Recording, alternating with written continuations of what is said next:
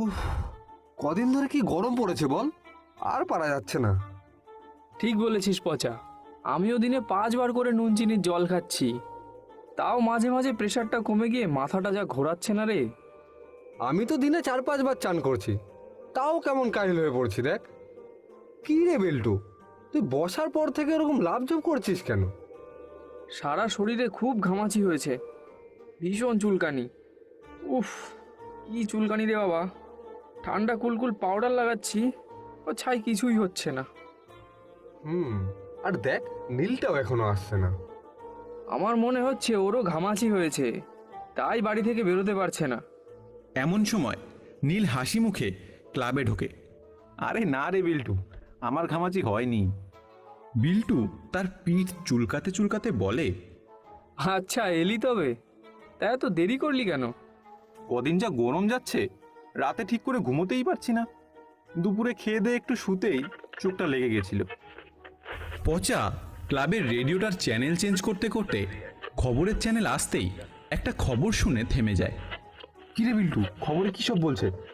এই পচা, একটু আওয়াজটা বাড়াতো। আজকে বিকেলের বিশেষ খবর। কিছু সময় আগেই আবহাওয়া দপ্তর থেকে খবর পাওয়া গেল, আজকে সন্ধ্যার পর থেকেই পশ্চিমবঙ্গ জুড়ে 40 থেকে 50 কিলোমিটার বেগে হাওয়া বইবে। তার সাথেই হবে বজ্রবিদ্যুৎ সহ বৃষ্টি। আশা করা যাচ্ছে এই বৃষ্টির ফলে পশ্চিমবঙ্গবাসীর তীব্র গরমের দাবদাহ থেকে কিছুটা হলেও মুক্তি পাবে। এখনকার বিশেষ বিশেষ সংবাদ এই পর্যন্তই। ধন্যবাদ। রেডিওতে এই খবরটি শোনার পর পচা, নীল আর বিল্টুর মুখে একটা চওড়া হাসি ফুটে ওঠে। বাহ, খুব দারুণ খবর তো। আজকে রাতে তাহলে ভালোই ঘুম হবে বল। বৃষ্টিতে ভিজলে আমার ঘামাচিগুলি মরবে বল। উফ, থামা তো তোর ওই এক ঘামাচির কথা। কখন থেকে সেই একই কথা বলে যাচ্ছিস? ঘামাচির যে কি চুলকানি, তা তুই কি করে বুঝবি? আহা, তোদের ঝগড়াটা থামা না। বৃষ্টির কথা শুনে তোদের মতো আমিও খুব খুশি হয়েছি, কিন্তু তার সাথেই আর একটা কথাও ভাবছি। কি কথা রে? নীল ক্লাবের জানলা দিয়ে বাইরের আকাশের দিকে একবার দেখে নিয়ে বিল্টু আর পচার দিকে তাকিয়ে বলে, এই কথাটা একবার ভেবে দেখেছিস? 40 থেকে 50 কিলোমিটার বেগে যদি হাওয়া বয়, তাহলে গোসাইদের আমবাগান থেকে কত পাকা আম পাবো। হ্যাঁ রে নীল, একেবারে দারুণ কথা মনে করিয়েছিস। আরে পরশু দিনই দেখে এলাম গাছের পাকা আমগুলো কেমন টস টস করছে। আরে গোসাইদের আমবাগানের আম হয় না যে তার কোনো দাম, এই জন্যই তো চারিদিকে তার এত নাম। এত সময় ঘামাচির গল্প করে এখন আবার কবিতা বলা শুরু করেছে। বিল্টু আবার কিছু একটা বলতে যাচ্ছিল, সেই সময় নীল বলে উঠল, যদি খবরের কথা মতো ঝড় বৃষ্টি হয়, তাহলে প্রচুর আম পাবো সন্দেহ নেই। আমি তো ভোরের দিকে আম কুড়োতে যাবই। তোরা যাবি তো আমার সাথে? কি যে বলিস না নীল, এই আবার জিজ্ঞেস করার মতন কথা হলো নাকি? অবশ্যই যাব।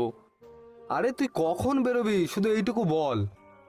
আচ্ছা ঠিক আছে, তবে আকাশটাও দেখলাম কেমন গুমোট বেঁধে আছে, ঝড় বৃষ্টি হওয়ার আগে যেমন থাকে আর কি। শোন তবে, যদি ঝড় বৃষ্টি হয়, তোরা বাড়িতেই রেডি হয়ে থাকিস। আমি তোদের দুজনকেই ভোরবেলায় ডেকে নেব। বিল্টু আর পচা একসাথে হাসি মুখে সম্মতি জানায়। ওরা তিনজন খেয়াল করল না বটে, তবে একটা বড় কালো ছায়া ওদের তিনজনের কথা জানলার পাশ থেকে শুনে মিলিয়ে গেল। এরপর তিনজন আরও কিছুটা সময় বিভিন্ন রকমের কথা বলে ক্লাব থেকে বাড়িতে ফিরে গেল।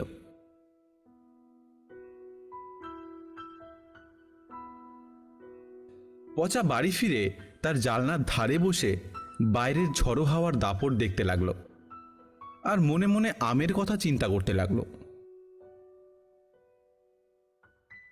কি রে পচা, কখন থেকে ওই জানলার ধারে বসে আছিস? এবার খাবি চল। বাবা, এই তো আসছে। জানো তো বাবা, আজকে আমি বিল্টু আর নীল ওই গোসাইদের আম বাগানে আম কুড়াতে যাব। এই ঝড়ের রাতে ওখানে যাবার কি দরকার? আসলে এটাই আনন্দ। আর এমনিতেও ওই বাগানের আম নিচে পড়ে পড়ে নষ্টই হয়। আর তুমি তো জানো বাবা, প্রতি বছরই আমরা ওই বাগান থেকে আম এনে নিজেরা কিছু খাই আর বাদবাকি গ্রামবাসীদের দিয়ে দিই। তা তো জানি, কিন্তু এই এমন সর্বাদলের রাতে বাইরে না বেরোনোই উচিত। ও তুমি চিন্তা করো না বাবা, কিছুই হবে না।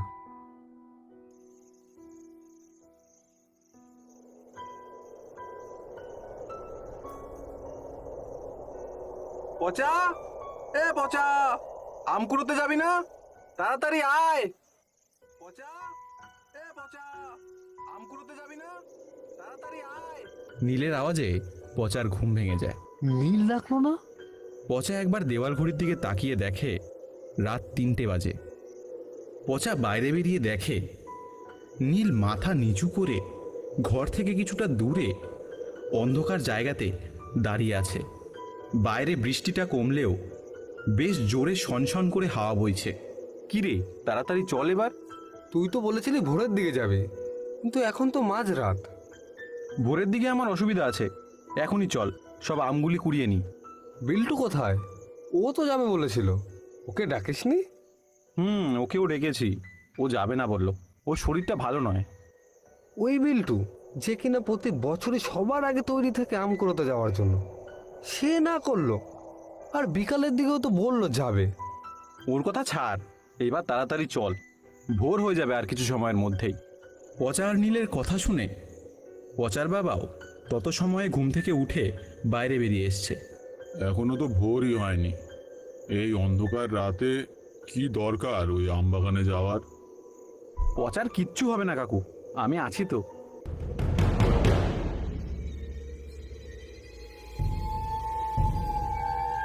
এরপর পচা আর নীল অন্ধকার রাতে এগিয়ে চলেছে আমবাগানের দিকে। পচার একটা বিষয় দেখে বেশ অবাক লাগলো। নীল কেন জানি না পচার থেকে কিছুটা দূরে দূরে চলছে, আর ও যেন ঠিক হেঁটে নয়, মাটি থেকে সামান্য উঁচুতে একটু ভেসে চলছে।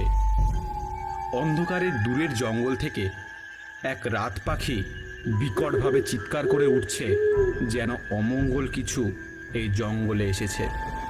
বিল্টু এলো না, একদমই ভালো লাগছে না। ওর দরকার নেই, তুই তো আছিস, আবার কি। কথা বলতে বলতেই ওরা দুজন আমবাগানে এসে উপস্থিত হলো। ওরে বাস, কত আম পড়েছে দেখ! দারুণ দারুণ! এক কাজ করি, আমি এই দিককার আমগুলো তুলি, তুই ওই দিককার আমগুলো তোল। কি রে নীল, তুই এমন মাথা নিচু করে ওই তেঁতুল গাছটার গোড়ায় কি করছিস? পচা এই বলার পরেই ও দেখে নীলের শরীর ধীরে ধীরে পরিবর্তন হচ্ছে। নীলের চেহারা পাল্টে গিয়ে বেরিয়ে আসছে এক ভয়ঙ্কর চেহারা। লাল চোখ, ঝাঁকড়া চুল, দুহাতের বাঁকানো নখ, মুখের রং পুরো কালো। আমি তো আম নয়, তোকে খাবো। আয়, তেঁতুল গাছের কাছে এগিয়ে আয়। পচা যেন তখন ওর মধ্যে নেই। চোখ দুটি সাদা হয়ে গেছে ওর, যেন হিপনোটাইজ হয়ে গেছে।